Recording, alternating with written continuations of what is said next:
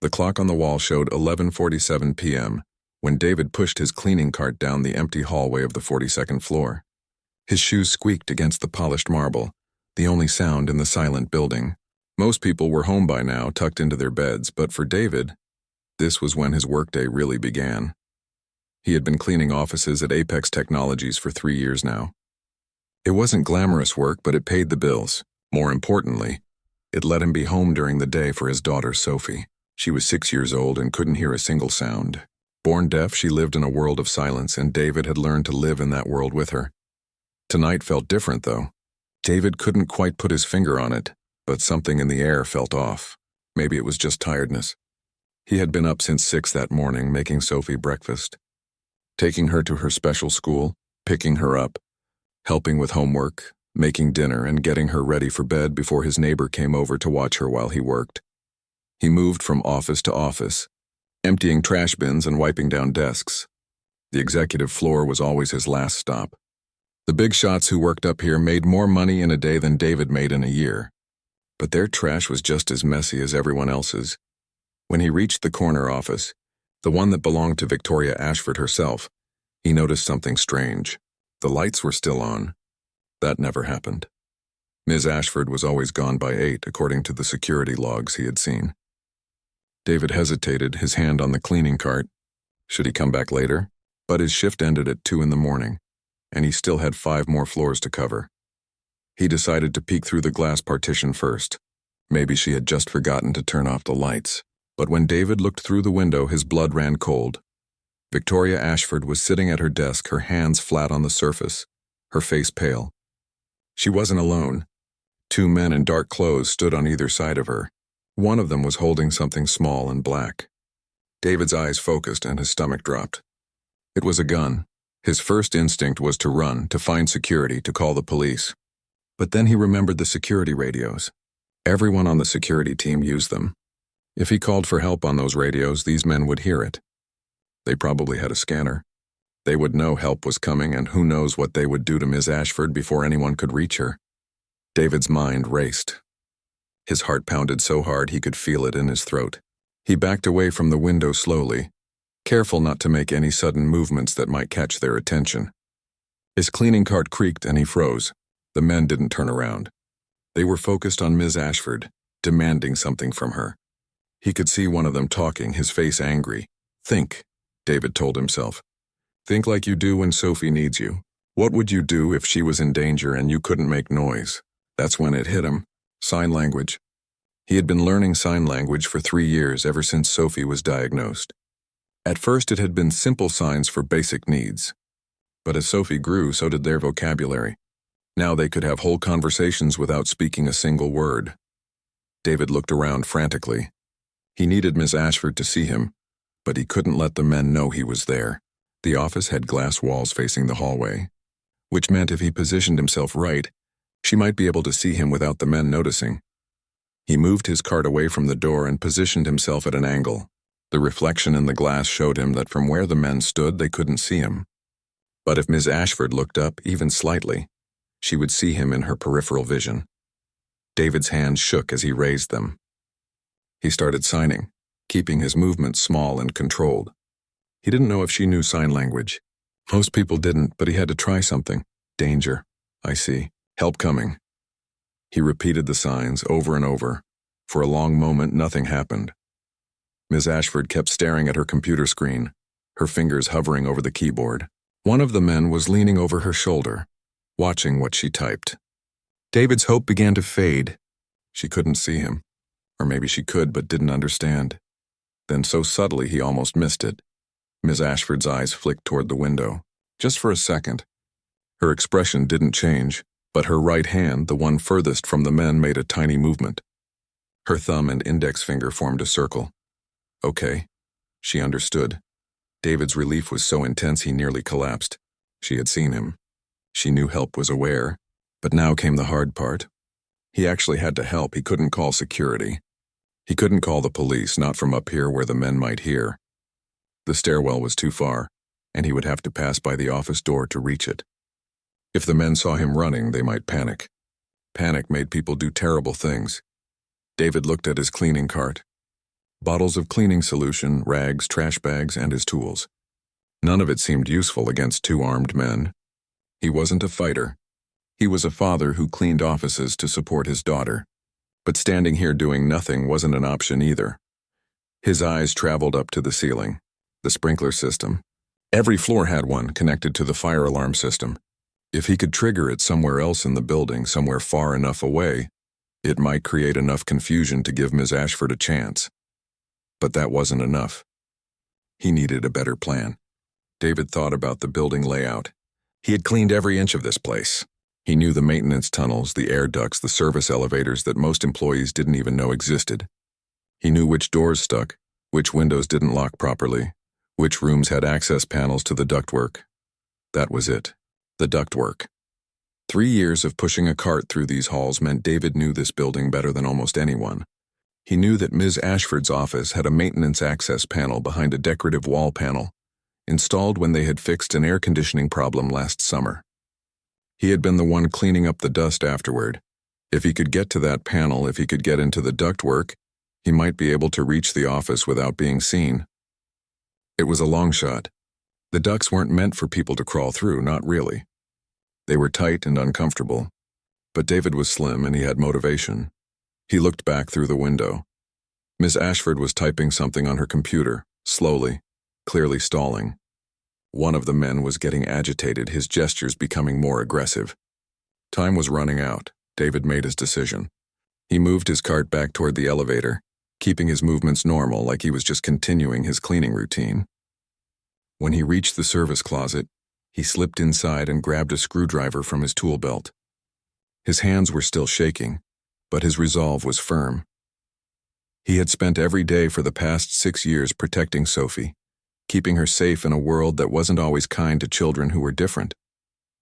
He had learned to communicate in silence, to notice the smallest changes in her expressions, to move through their apartment at night without waking her because she startled easily. All of that, every lesson learned from being Sophie's father, was about to be put to the test. And this time it wasn't just his daughter's happiness at stake. It was someone's life. David took a deep breath and headed for the maintenance access on the floor below. The real work was about to begin. David's heart hammered against his ribs as he descended the service stairs to the 41st floor. The stairwell was dimly lit, casting long shadows that seemed to reach for him.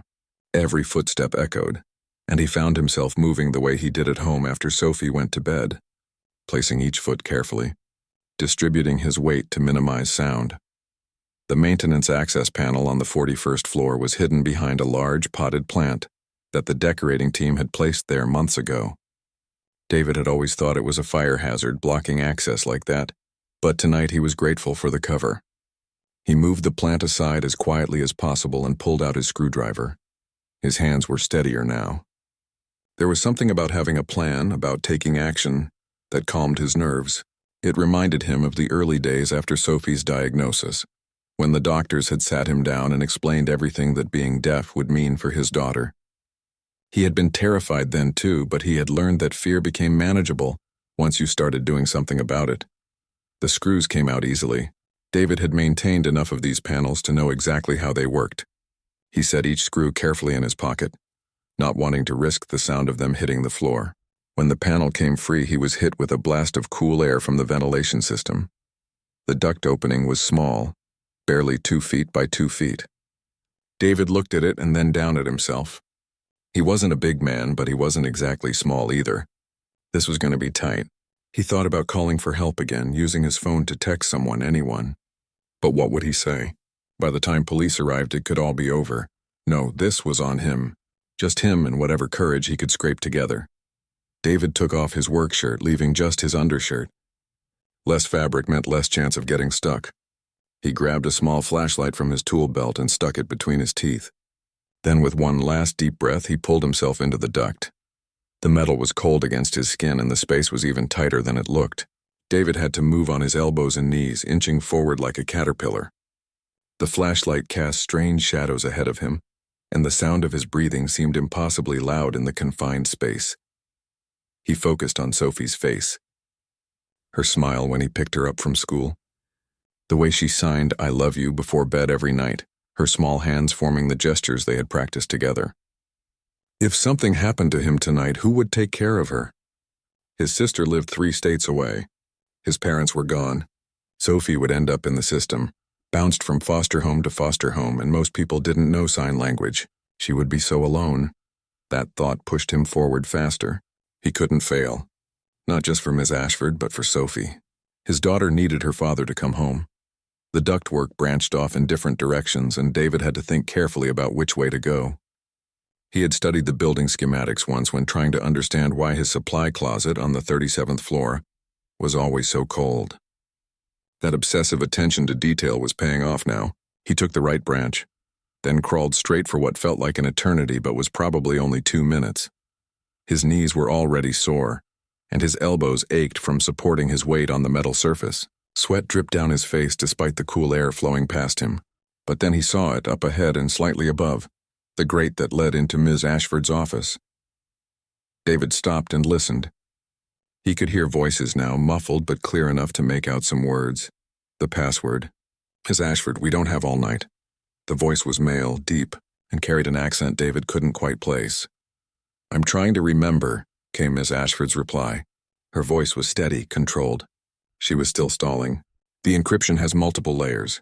If I enter the wrong password, the system locks down permanently. Then you better get it right the first time. Another voice, different from the first. This one sounded younger, more nervous. David crept closer to the grate. Through the narrow slats, he could see a slice of the office below. Ms. Ashford's desk was partially visible, and he could see her hands on the keyboard. One of the men was pacing back and forth in and out of his limited view. He needed to see more. David carefully positioned himself and looked through at different angles. There, he could see both men now. One stood directly behind Ms. Ashford, the gun pointed at her back. The other was by the door, presumably watching to make sure no one came in. This was the tricky part. David had to figure out how to get Ms. Ashford out without getting her shot in the process. The grate was secured with screws from the inside of the office. He couldn't remove it without being heard. And even if he could, what then? It was a 10-foot drop from the duct to the floor. Ms. Ashford was in her 50s and wearing heels. She couldn't exactly leap up and climb into an air duct. Think, David told himself. You're a problem solver. You've spent 3 years finding creative ways to communicate with Sophie, to make her life work in a hearing world. This is just another puzzle. He looked around the duct, taking inventory. The flashlight in his teeth, his tool belt with screwdrivers, pliers, and a utility knife, his work badge on a lanyard around his neck. And ahead of him, further down the duct, he could see where it connected to other branches of the ventilation system. That's when the idea hit him. The fire suppression system.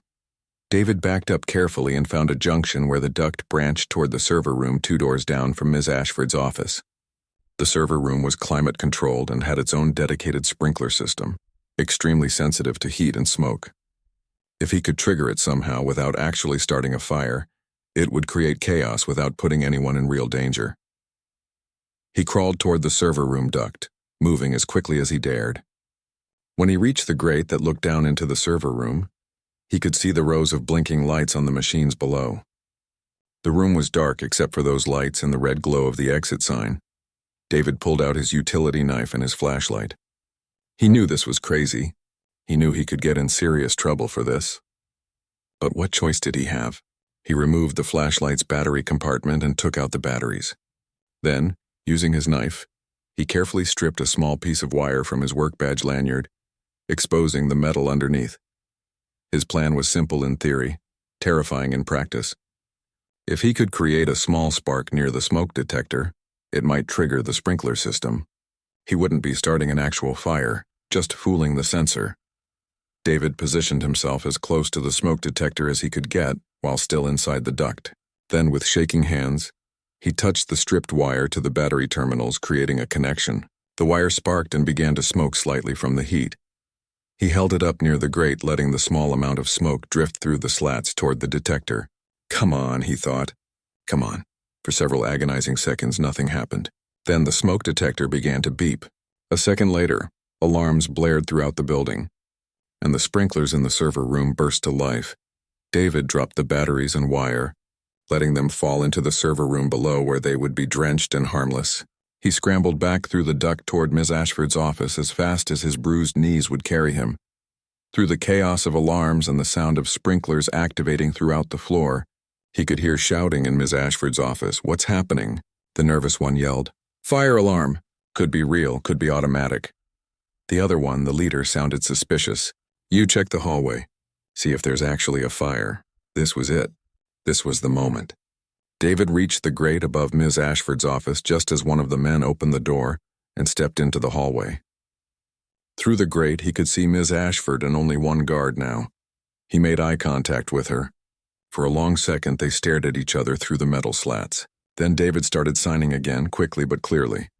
"When alarm stops, play along. Trust me." Ms. Ashford's eyes widened, but she gave the tiniest nod. She understood. The alarm continued to blare. David could hear the other man returning, shouting something about no visible fire. They were getting agitated, discussing whether to leave, whether this was a setup. David knew he had maybe a minute before they decided to either run or do something desperate. He positioned himself at the grate and, using every ounce of strength he had, he kicked it. Hard. The grate popped loose with a screech of metal that was barely audible over the fire alarm. It fell to the floor below with a clang. Both men spun toward the noise, their attention drawn upward. That moment of distraction was all Ms. Ashford needed.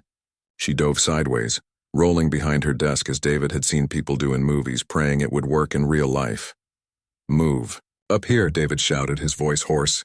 He reached his hands down through the opening. The drop was 10 feet, but there was a bookshelf against the wall below the vent. If she could climb it, Ms. Ashford didn't hesitate.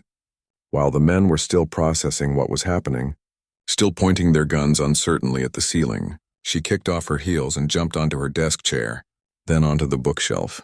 David reached down, stretching as far as he could. His shoulders screamed in protest, and for a terrifying moment, he thought he would fall through the opening himself. But then Ms. Ashford's hands gripped his, and he pulled W. David's arms burned as he crawled through the duct, but he couldn't stop. Behind them, the sounds of pursuit grew fainter, blocked by the twists and turns of the ventilation system. Ms. Ashford followed closely, her breathing heavy but controlled. She didn't complain once about the tight space or the sharp metal edges scraping against their skin. When they finally reached the maintenance access panel on the 41st floor, David pushed it open and practically fell out onto the floor. He turned immediately to help Ms. Ashford out. She emerged from the duct with torn clothes and dusty hair, looking nothing like the polished executive he had seen in company photos. But she was alive and they were safe, for now. "We need to call the police," Ms. Ashford said, her voice shaking slightly now that the immediate danger had passed. "They might still be in the building." David nodded and pulled out his phone with trembling hands. As he dialed, he kept thinking about Sophie, waiting at home with Mrs. Kim from next door.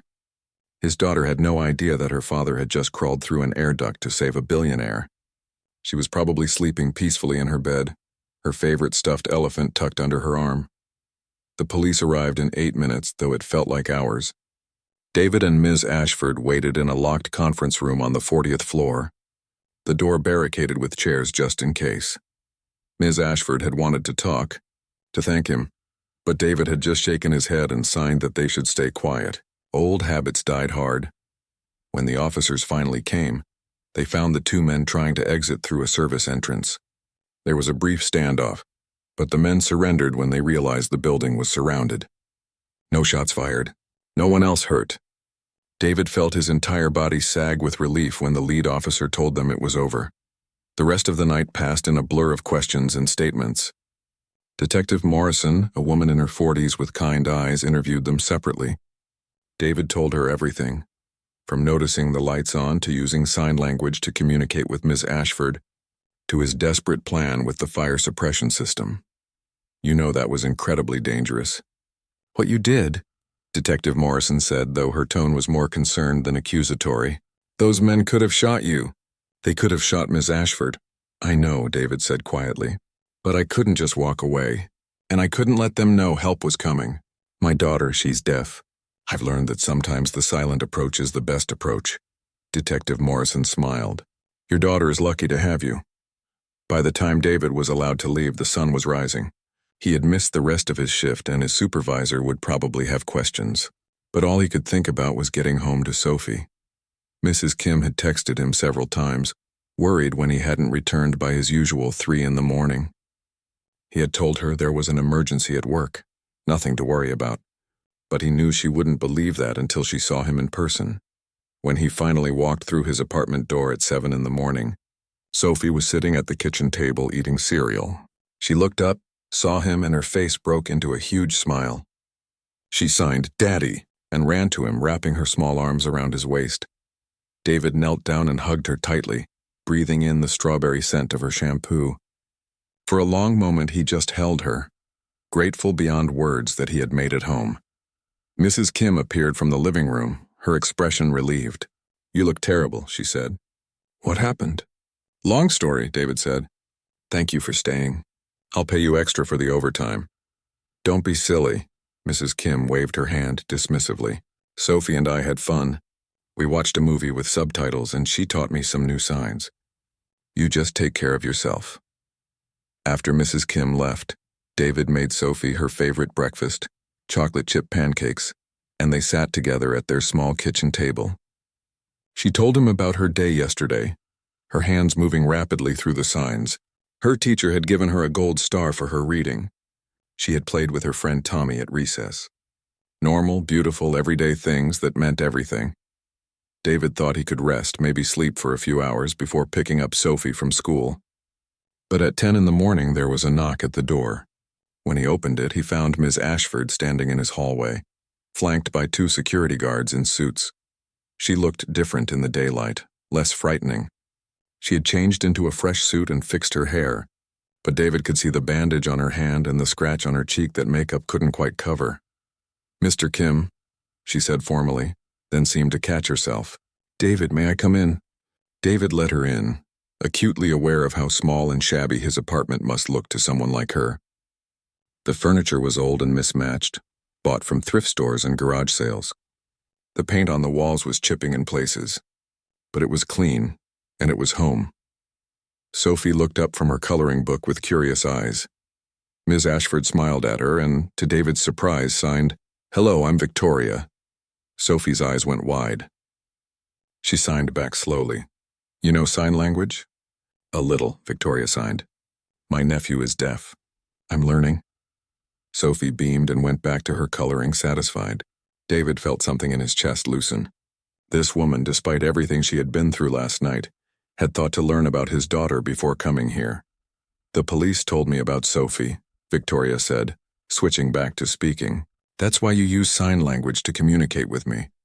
I understood some of it, enough to know you were trying to help. When I saw you signing, I knew I could trust you." "I just did what anyone would do," David said. "Uncomfortable with the praise. That's not true. And you know it." Victoria's voice was firm but not unkind. "Most people would have run, or called security and hoped for the best. You risked your life for someone you didn't even know, and you did it smart using skills you learned as a father. That's remarkable." David didn't know what to say to that, so he just shrugged. Victoria reached into her bag and pulled out a folder. "The media is going to find out about this, probably by this afternoon. Those men worked for Centurion Tech, one of our biggest competitors. They were trying to steal encrypted data about our new product launch. This is going to be huge news." David's stomach dropped. "Media? I've already told my PR team to keep your name out of it as much as possible," Victoria said quickly. "But I can't control everything. Reporters are resourceful. They might find you anyway. I wanted to warn you, she was right." By that afternoon, David's phone was ringing off the hook. Reporters had somehow gotten his number. News vans appeared on his street. His supervisor called, sounding bewildered and asking if it was true that David had saved the CEO of the company they contracted with. David kept the curtains closed and tried to keep Sophie away from the windows. She didn't understand why Daddy was upset, why people with cameras were standing outside their building. He tried to explain it in simple signs, but how do you tell a 6-year-old that her father had become a news story overnight? The next few days were chaos. David couldn't go to work without being followed by cameras. Sophie's school had to increase security because reporters were trying to get interviews with anyone who knew him. His sister called from 3 states away, having seen him on the national news. Through it all, Victoria stayed in contact. She made sure his supervisor knew he hadn't done anything wrong. She had her lawyers send cease and desist letters to the most aggressive reporters. She even arranged for private security to patrol his street until the media frenzy died down. But what surprised David most was the public reaction. He had expected people to forget about it after a few days to move on to the next story. Instead, it got bigger. Videos of his short interview with local news went viral. People loved his humble responses, the way he deflected credit and talked about his daughter instead of himself. The single dad who outsmarted corporate criminals read one headline. Janitor uses sign language to save billionaire CEO read another. The internet for once decided David was a hero, and they wouldn't let the story die. Companies started reaching out, offering endorsement deals and sponsorships. A talk show wanted him to appear as a guest. A publisher asked if he wanted to write a book. It was overwhelming and more than a little terrifying. David had spent his entire adult life trying to stay under the radar, just working hard and taking care of his daughter. Now everyone knew his name. 2 weeks after the incident, Victoria came to visit again. This time she brought something with her, another folder, thicker than the first. "I have a proposition for you," she said, settling into David's worn couch like it was a throne. "And I want you to really think about it before you answer." David sat across from her, Sophie playing quietly with her dolls in the corner. "Okay," he said cautiously. "I want to offer you a job," Victoria said, "in my company's security division. Not as a janitor, as a consultant. Your knowledge of the building, your ability to think creatively under pressure, your understanding of how to communicate silently, these are valuable skills." David stared at her.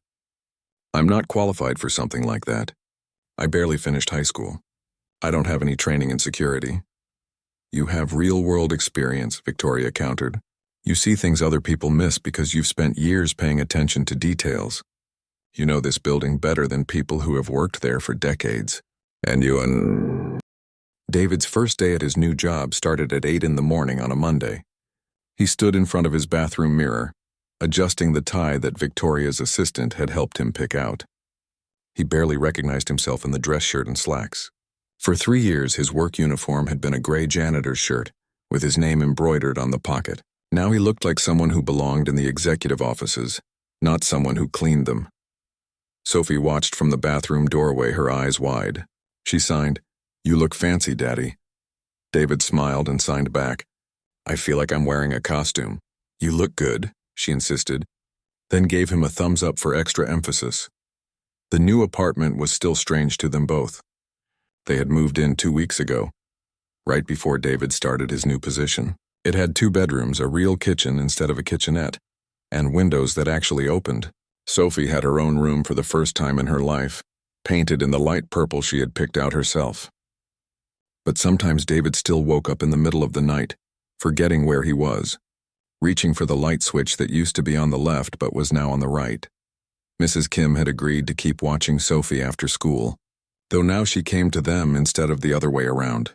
David had insisted on paying her properly now that he could afford it. She had cried when she saw their new apartment, hugging him and telling him how proud she was. The security consulting division was on the 38th floor of Apex Technologies, 4 floors below where the incident had happened. When David stepped off the elevator, he was greeted by a receptionist who smiled warmly and directed him to conference room B inside. He found 8 people sitting around a large table. They all looked up when he entered, and David felt their eyes assessing him. He recognized the expressions: skepticism, curiosity, some barely concealed resentment. "Everyone, this is David Kim," Victoria said, standing at the head of the table. She had been there waiting for him, which David appreciated more than he could say. "David is joining our team as a security consultant, with a focus on physical security and vulnerability assessment. As you all know, he's the reason I'm standing here today." A man in his 50s with a military haircut spoke up. "With all due respect, Ms. Ashford, this position usually requires extensive training and certification. I'm not sure how someone with no formal background—" "Robert, I'm going to stop you right there."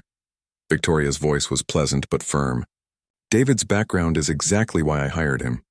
He sees what others miss. He thinks differently, and he's proven that his approach works. I expect everyone here to welcome him as a colleague and to learn from what he brings to the table." The meeting continued with introductions. Robert Thompson was the head of physical security, former military police. Angela Torres handled cybersecurity and digital threats. There was Graham, who specialized in executive protection, and Yuki, who managed security protocols for all company facilities. The others had similarly impressive credentials and decades of combined experience. David was the only one without a degree, the only one without certifications, the only one who until 3 weeks ago had been cleaning toilets for a living. After the meeting, David was assigned a desk in an open office area. It had a computer, a phone, and a window view. He sat down in the ergonomic chair and just stared at the empty desk for a moment. This was real. This was his life now. "Hey," a voice said. David looked up to see a young woman, maybe 25, with bright eyes and a friendly smile. "I'm Rachel. I'm not technically on the security team. I work in facilities management. But our departments overlap a lot. Just wanted to say welcome." "Thanks," David said, grateful for the kindness. "Don't let Robert get to you," Rachel said quietly, leaning against his desk. "He's been here 15 years and thinks he knows everything. But between you and me, he once spent 3 hours looking for a security breach that turned out to be a maintenance guy who forgot to sign in. You noticed armed intruders before anyone else did, so I'd say your instincts are pretty solid." David couldn't help but smile. "I appreciate that.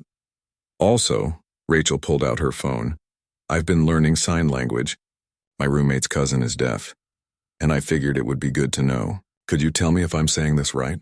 She made a series of hand gestures. David watched and then gently corrected the position of her fingers. "Close.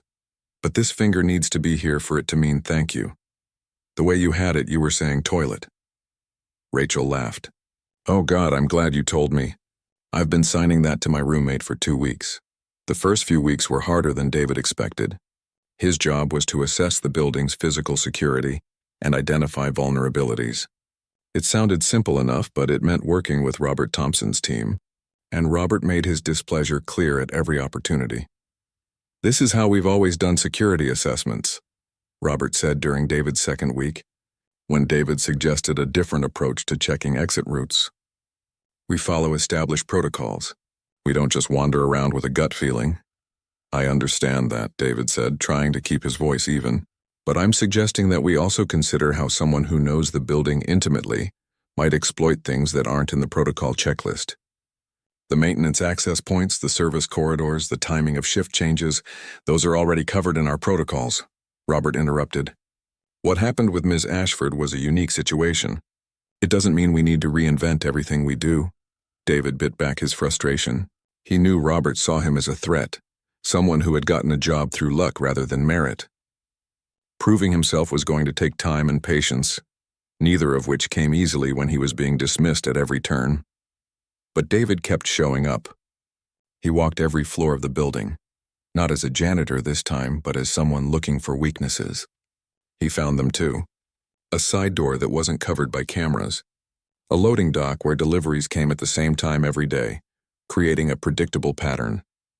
A section of the parking garage where the lighting was poor and the emergency call boxes didn't work.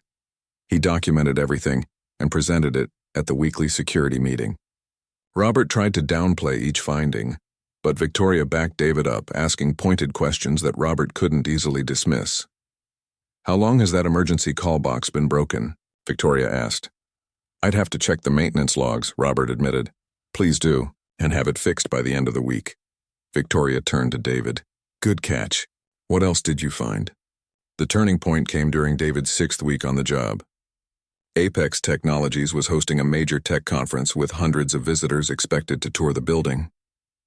The security team had been planning for months, coordinating with event staff and setting up additional checkpoints. David had been assigned to observe the preparations, basically to stay out of the way while the real security professionals did their job. But as he watched them set up, something bothered him. The event staff was using the main elevators to transport equipment and decorations, the same elevators that conference attendees would use. Deliveries were coming through the front entrance instead of the loading dock because the path was shorter. In the rush to get everything ready, normal security protocols were being loosened. David mentioned this to Robert, who waved him off. "It's a controlled chaos situation. Everyone has been screened and badged." "It's fine," but David couldn't shake the feeling that something was wrong. He had learned to trust his instincts during his years as a janitor, noticing the small things that others overlooked. So instead of pushing Robert further, he decided to do his own check. He followed one of the delivery crews that afternoon, watching how they moved through the building. Their badges were legitimate, their truck was registered, everything looked correct. But then David noticed something. One of the crew members, a young guy in his 20s, kept looking around nervously. He was checking sightlines, looking at camera positions, paying attention to security staff movements. David had seen that behavior before. When he used to clean the stores downtown before getting his job at Apex, he had learned to spot shoplifters. They had that same awareness, that same careful attention to where the cameras were. He followed the young man at a distance, staying casual, just another employee walking through the building. The delivery crew split up, some going to the conference hall on the 3rd floor, others heading to the executive dining room on the 45th floor. The nervous one went toward the executive floor, but then he broke off from his group and headed toward a restricted hallway. David's heart rate picked up. He pulled out his phone and texted Rachel, who was helping coordinate the event setup. "Where's Robert right now?" "Main conference hall with Victoria. Big donor to our Y." David typed quickly as he walked. "Possible problem."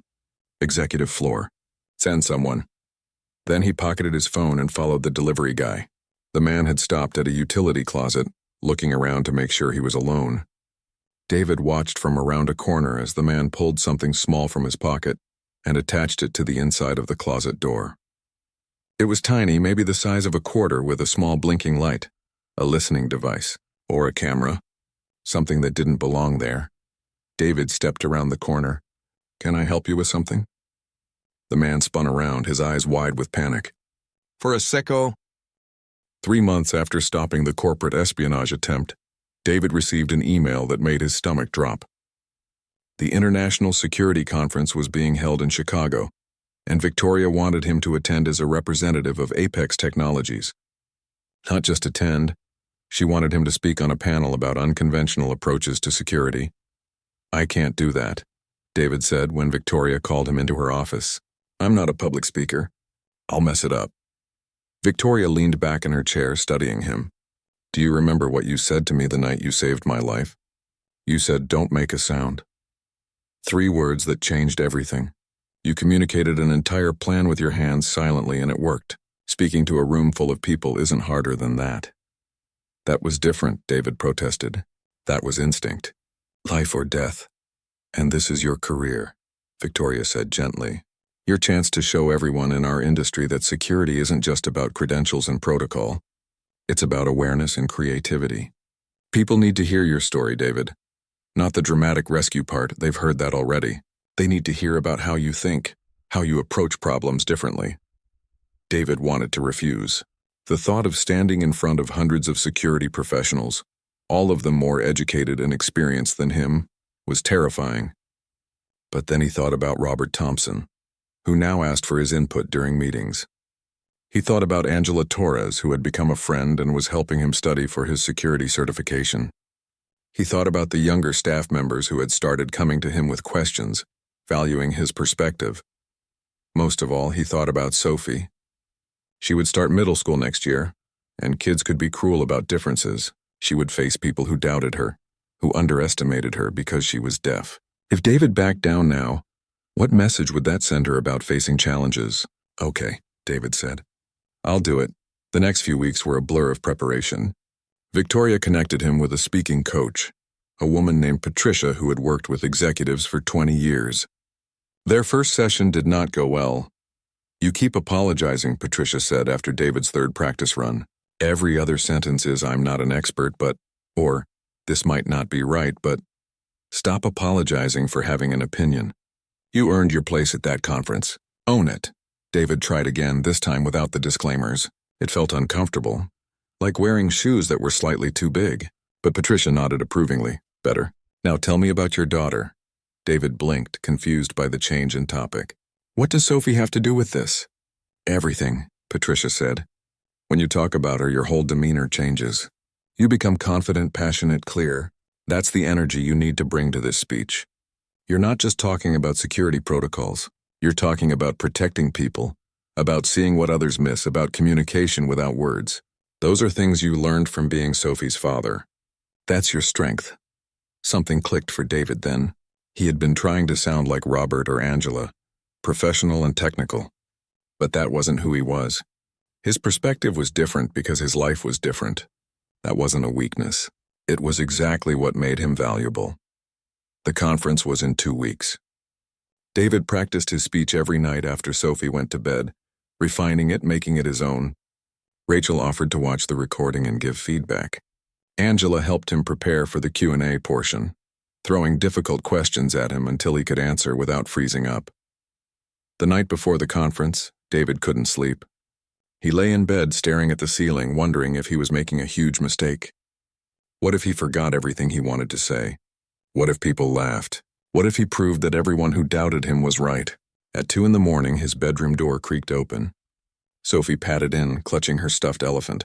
She couldn't have heard him tossing and turning, but somehow she always knew when he was upset. She climbed into bed next to him and signed. "Bad dream?" "Can't sleep," David signed back. "Tomorrow is a big day." "I'm nervous." Sophie considered this seriously. "Will people listen to you?" "I hope so." "Then tell them true things," she signed. "Like you tell me true things." "True things are the best things." David pulled her close and kissed the top of her head. From the mouths of babes, he thought. Or in this case, from the hands of babes. She was right. He just needed to tell the truth about what he had learned and experienced. That was all anyone could ask. The International Security Conference was held in a massive hotel in downtown Chicago. When David arrived, he was overwhelmed by the size of it. Thousands of people in business suits, all of them looking important and confident. Badge scanners beeped constantly. People rushed from session to session, clutching schedules and coffee cups. David found the green room for speakers and sat down, his prepared notes sweating in his palms. The other panelists were already there. One was a former FBI agent. Another had written 3 books on cybersecurity. The third was a consultant who had worked with Fortune 500 companies for decades. Then there was David, a former janitor whose claim to fame was crawling through an air duct. "You must be David Kim," the FBI agent said, extending his hand. "I'm William Rodriguez. I've been looking forward to meeting you. Your story was fascinating." "Thank you," David said, shaking his hand. "I mean it," William continued. "I've been in law enforcement for 30 years, and I can tell you that some of the best investigators I've ever worked with didn't have degrees. They had instincts. They paid attention. That's what you did. That's valuable." The moderator called them to the stage 5 minutes later. David walked out to find an auditorium with at least 300 people. The lights were bright, making it hard to see individual faces. He took his seat on the panel and tried to remember everything Patricia had taught him. Sit up straight. Make eye contact. Don't apologize. The moderator introduced each panelist, saving David for last. And finally, we have David Kim from Apex Technologies. David's approach to security might be the most unconventional on this panel, which is exactly why we wanted him here. David, for those who might not know your story, can you tell us how you got into security? This was the moment. David could feel hundreds of eyes on him. He took a breath and started talking. "I didn't get into security the traditional way," he began. 3 years ago, I was working as a night janitor. I had a 6-year-old daughter to support, and the hours worked for our family. I never thought about security beyond making sure doors were locked when I finished cleaning. But being a janitor taught me things that I didn't realize were valuable until much later." He told them about learning the building, about noticing patterns and details. He talked about the night of the incident, but he focused on the why, not just the what. Why he chose silence over calling security immediately. Why he understood the ductwork layout. Why he could communicate without speaking. "My daughter Sophie is deaf," David said. "She taught me that communication isn't just about talking. It's about paying attention, about noticing the things people aren't saying. When I saw Ms. Ashford in danger, I used sign language to coordinate with her. That wasn't training. That was just being a dad." He saw people leaning forward, actually interested. No one was checking their phones or looking bored. "The thing about security," David continued, "is that we often focus on the obvious threats, the locked doors, the cameras, the alarms, but some of the biggest vulnerabilities are the things we see every day and don't question. The maintenance worker who's always around, the delivery schedule that never changes, the access panel behind a plant that no one remembers is there. I saw those things because I was those things. I was the person everyone overlooked, The questions came fast after the initial presentations. Someone asked about his lack of formal training. David didn't apologize for it. "You're right, I don't have certifications," he said. "But I do have 3 years of walking every floor of a 40-story building at night when it was empty.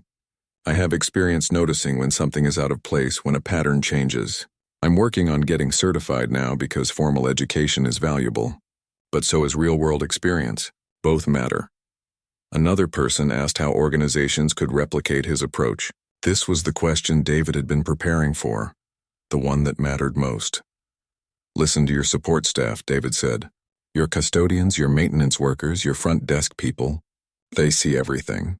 They notice when someone new starts showing up at odd hours, when a door that's usually locked is suddenly propped open, when equipment goes missing.